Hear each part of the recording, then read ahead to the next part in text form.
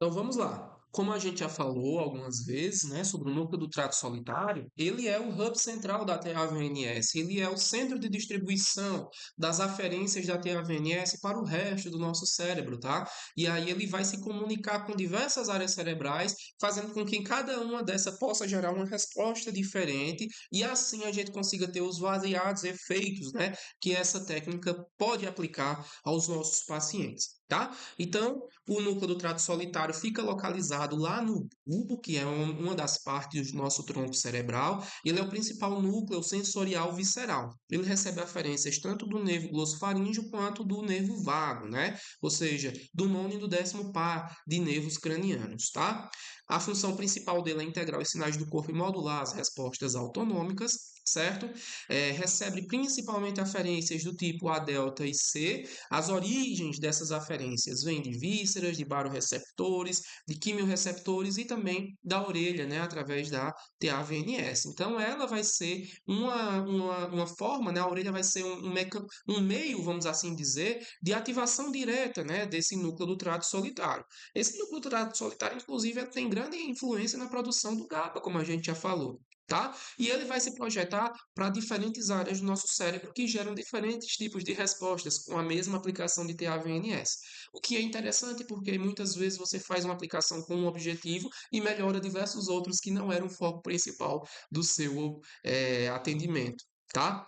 Então, ele faz uma conexão primária inicial com o locus cerúleus, tá? O locus cerúleus é a região, né, também no tronco cerebral que tem relação com a parte mais noradrenérgica do nosso sistema nervoso central. Então, esse locus cerúleus ele produz mais noradrenalina. E ela serve para quê essa noradrenalina? Ela serve para ativar mais o cérebro, para nos dar mais atenção, para facilitar algumas reações que acontecem no cérebro. Inclusive, essa noradrenalina ela facilita a potenciação de longa duração, ou seja, ela fortalece as sinapses por uma longa, vamos dizer assim, por uma longa duração, tá? Ela deixa as sinapses mais fortalecidas e isso melhora, né, a neuroplasticidade também. Então, esse locus ceruleus ele nos deixa mais atentos, tá? Mais despertos e também nos dá uma facilidade nessa neuroplasticidade, né, provocada pela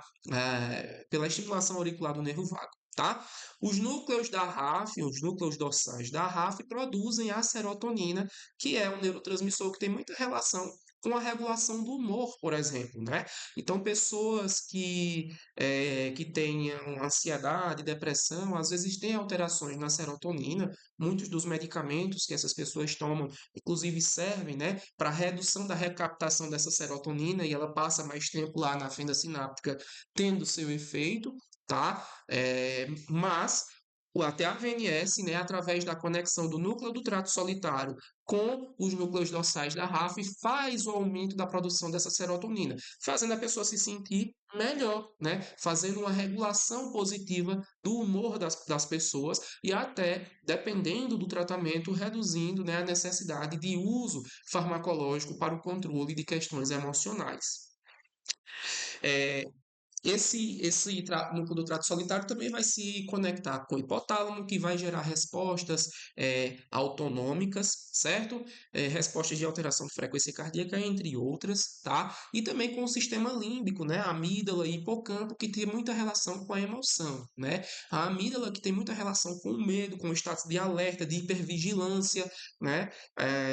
Faz com que muitas pessoas que têm, inclusive, dores crônicas, né? Que tem essa questão dessa hipervigilância, dessa ruminação, né, consigam ter controle dessas questões, porque o núcleo do trato solitário vai acabar inibindo um pouquinho essa região, né, e essas pessoas podem melhorar suas questões, inclusive emocionais, tá bom?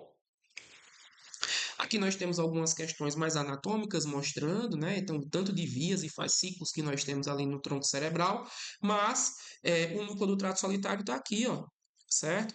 E ele consegue se conectar com diversos outros núcleos, né, fazendo com que cada um deles produza, né, libere neurotransmissores diferentes que podem acabar melhorando, equilibrando mais o nosso sistema nervoso central e gerando as respostas fisiológicas esperadas pela TAVNS. Aqui, pessoal, como a gente falou no começo, uma coisa é a gente dizer que libera, né, que tem mais produção de fato, ou que de fato esse núcleo está sendo ativado, né? Mas para a gente ter confirmação dessa ativação, precisamos, né, de estudos, né, com ressonância magnética funcional, onde elas vão mostrar áreas de Bode. O que é isso? Quando o cérebro ativa mais uma certa área, uma certa região, ele precisa de que aquela região receba mais sangue, né? Para que tenha maior nutrição, para que tenha maior chegada de oxigênio para a produção de ATP. Então, qualquer área do cérebro que fica mais ativa recebe um fluxo sanguíneo maior e isso consegue ser captado através da ressonância magnética funcional com essas áreas Bold. Isso é importante porque quando a gente faz a TAVNS, a gente pode confirmar que aquelas áreas que têm relação com o núcleo do trato solitário, lobos cerúleos, entre outros, realmente estão mais ativas no momento da estimulação. E esse artigo aqui está mostrando que em pacientes que receberam a estimulação certa, ó, aqui ó, o TAVNS real, ó, colocado em concha simba e concha cavo, com o sham, né, o TAVNS falso, onde eles colocaram aqui ó, na hélice do paciente. Certo? Então, eles perceberam que os pacientes que receberam o TAVNS real tiveram ativação, ó, locos cerúleos, ó, isso aqui é o núcleo do trato solitário, solitários núcleos, certo? Os núcleos da RAF, dorsais da RAF, tá? Tudo isso gerando respostas, ó, na amígdala, aqui, ó, como a gente falou agora há pouco, tá? Comprovando que, de fato, tanto o núcleo do trato solitário e quanto essas outras regiões que ele conversa ficam mais ativas quando a gente faz o uso, né, a estimulação auricular do nervo vago, pessoal.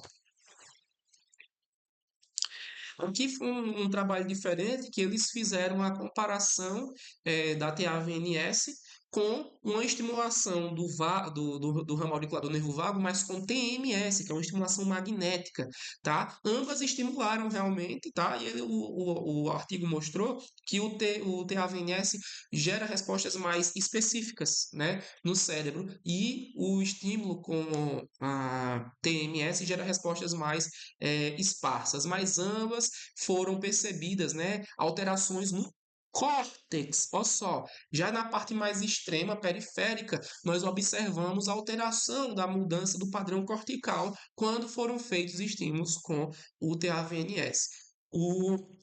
A estimulação com TMS no ramo auricular do nervo vago também gerou respostas, tá? Ambas estimularam, mas o que foi mais interessante foi perceber realmente alterações corticais com esses estímulos, e isso nos leva a crer que podemos, né, gerar bons resultados para diversas condições, como questões inclusive motoras, né, que ficam lá no córtex, como questões executivas realmente, né, que fica lá no dorso lateral do córtex pré-frontal, né, entre outras questões. Tudo isso a gente vai ver mais adiante, tá bom? E aqui mostrando um pouquinho, né, desse hub, né, de comunicação, então confirmando que o núcleo do trato solitário tem ligação com o córtex pré-frontal, então funções executivas, controle cognitivo, integração emocional, inclusive questões como tomada de decisões, tudo isso vem lá do córtex pré-frontal e ele é sim estimulado com a TAVNS, né, através do núcleo do trato solitário que vai mandar essas aferências lá para a região do córtex pré-frontal. Há também a ativação do hipocampo e da amígdala, né, que tem muita relação com processamento de memória, neuroplasticidade e também a questão de medos, tá? Sendo então uma coisa bem interessante para extinguir certos medos, utilizar a TAVNS na reabilitação de várias condições, sejam elas questões de neurodesenvolvimento, né, questões que tenham mais relação psiquiátricas mesmo, né, questões de ansiedade, depressão, tudo isso pode ser modulado, né? Pessoas que são hipervigilantes, pessoas que são catastróficas, que ruminam muito, podem ter benefícios com essa aplicação. Os núcleos dorsais da RAF, que tem muita relação com o neurotransmissor chamado serotonina, como a gente já falou, que atua na regulação do humor e também na ansiedade. Então, núcleos dorsais da RAF juntos ali com o hipocampo vão ter bastantes respostas positivas, né, em pacientes psiquiátricos principalmente, ou pacientes que têm outras condições às quais essas áreas influenciam, como pessoas que têm dores crônicas, tá? Que acabam tendo associados, obviamente, alterações de humor e também ansiedade.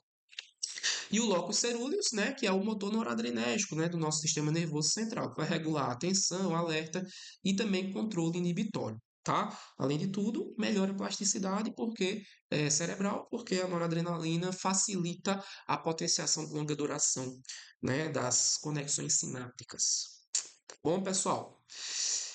E daqui a pouco, né, na próxima aula, vamos falar um pouquinho se é possível, de fato, reequilibrar o sistema autonômico com a TAVNS. Te espero na próxima aula.